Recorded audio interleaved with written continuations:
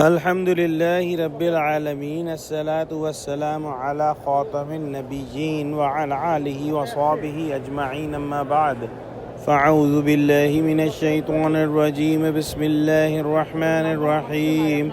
قال الله تعالى في سورة يوسف قال قائل منهم لا تقتلوا يوسف وألقوه في غيابة الجب يلتقطه بعد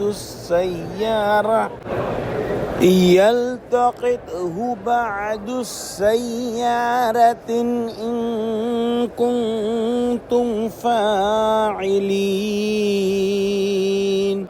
Translation: One of them said, "Do not kill Yusuf, but if you must be doing something, then throw him down into the deep well pit.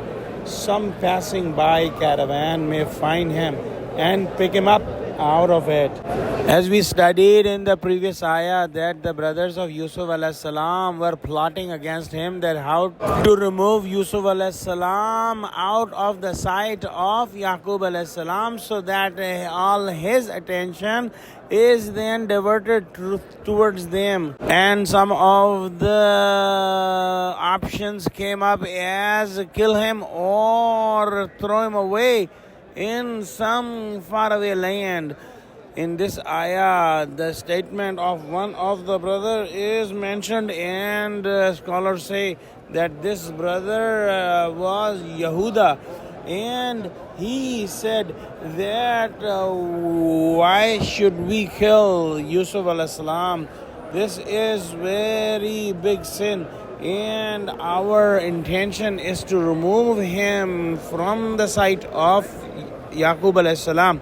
So why not throw him in the well so that some passing by caravan will take him, and this will save us from killing a human being without a valid reason. Abu Hayyan has narrated that in the Arabic language, this refers to a pit that is made inside the well above the water level. So it is a dry area, and if some passing by caravan is throwing the bucket for water, Yusuf alayhi salam might cling to it and will be saved. Wallahu alam.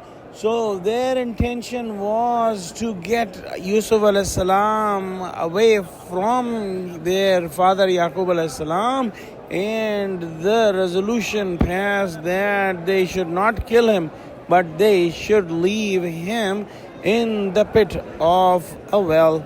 Let's pray that Allah subhanahu wa ta'ala give us true understanding of Quran, connect us with the truthful people, and make us steadfast on the straight path. Ameen.